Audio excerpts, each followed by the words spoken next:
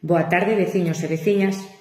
Véxome na obriga, unha vez máis, de facer un vídeo explicándovos a situación actual da residencia de maiores do noso concello despois de que este fin de semana moitos de vós contactarades connosco para pedirnos explicacións á vista da reunión que se celebrou este venres no concello, o de presidente da Diputación, con o noso alcalde e con un par de veciños por o tema da financiación da residencia de maiores. Pois ben, vamos comezar poñéndovos un poquinho en antecedentes.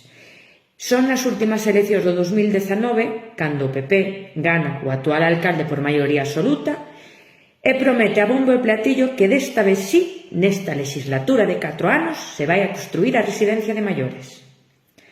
Pois, comunicarvos que faltan 2 meses para as próximas eleccións e a residencia non se fixo.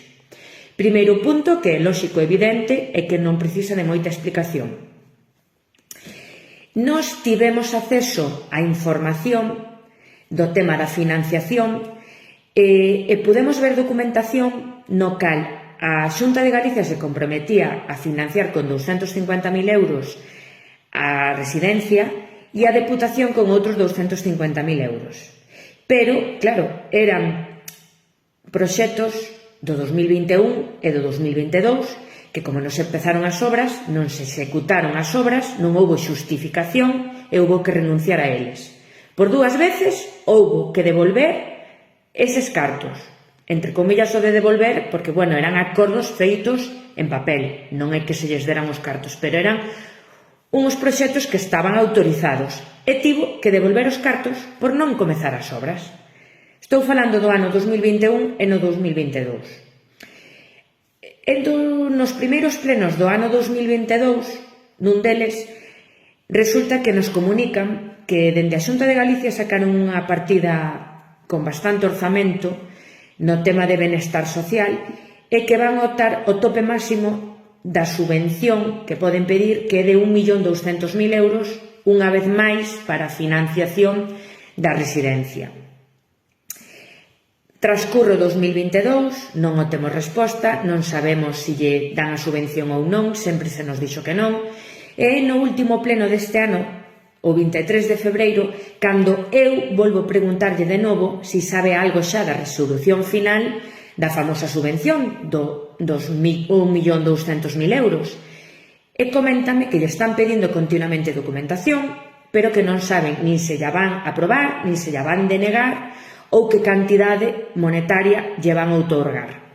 Pero sí que nos comenta que encontraron un pequeno problema no tema da cesión, porque os veciños no 2021, os veciños de Trasmiras, cando fixeron a cesión, fixeron a da finca completa da Poula da Santa, e resulta que agora pois avisáronos que era mellor facer o que a segregación da finca do Vimbieiro en 2 parcelas. Unha sería a zona dotacional, que é a que estaría destinada a cedérselle esa parte á empresa privada para que construa aí a residencia, e a outra sería a zona verde, que quedaría a cesión en mans do concello para que poda mantela. E así poderían compartir a zona verde tanto os veciños de Trasmiras como os usuarios da residencia. Pero que coincidencia que despois de un pexón, despois de tanto proxecto, anteproxecto da residencia, tantos arquitectos, se dean conta agora, 3 meses antes das eleccións, que a cesión non está de todo correcta, e que hai que volver a reunir os veciños, volverlle explicar o tema, e que eles lle volvan dar autorización para que faga a segregación.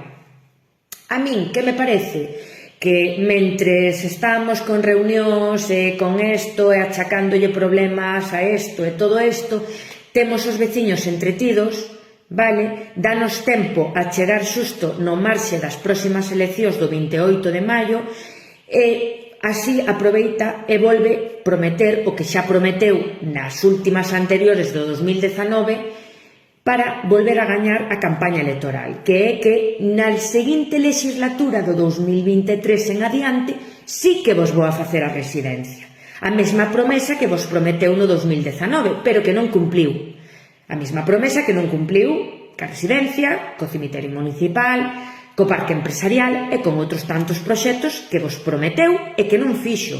Recórdovos que votou estes 4 anos con maioría absoluta, que está o PP na Xunta, que está o PP na Diputación, que calquera outro alcalde con tanto apoio faría esta e outras obras, pero que se non fixo a residencia foi porque non lle deu a gana, porque non lle interesa, porque é sempre o cabalo de Troia que vai utilizar en todas as campañas electorais para pedirvos os votos, para enganarvos e para que vos lle votedes. Que pensamos desde a nosa formación? Claro, evidente, o PP está facendo campaña electoral ca súa artillería pesada de manipulación e mentira e que ten que xustificarse, poñer trabas e pegas por todos os lados a súa inacción destes 4 anos, porque non executou ningún dos proxectos que nos prometeu.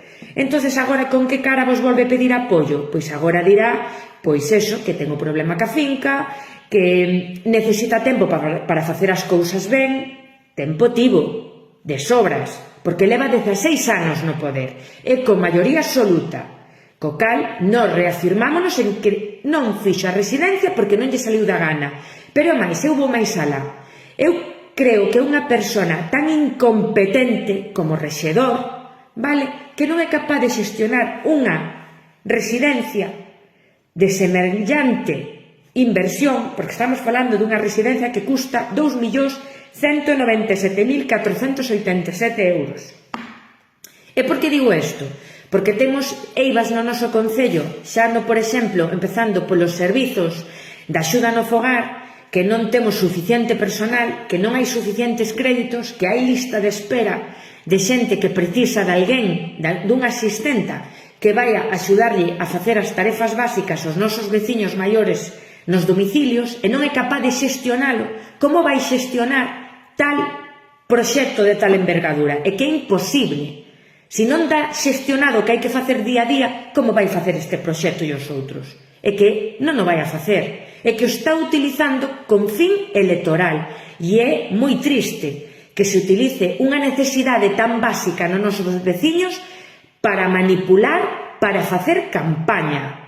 E ese é o motivo real, que aínda que se poñan excusas no terreo, na financiación, non o fixo porque non lle deu a gana, porque o terreo púdose comprar outra finca, se esa finca ten algún tipo de problema, e executar as obras noutra finca, e non o fixo.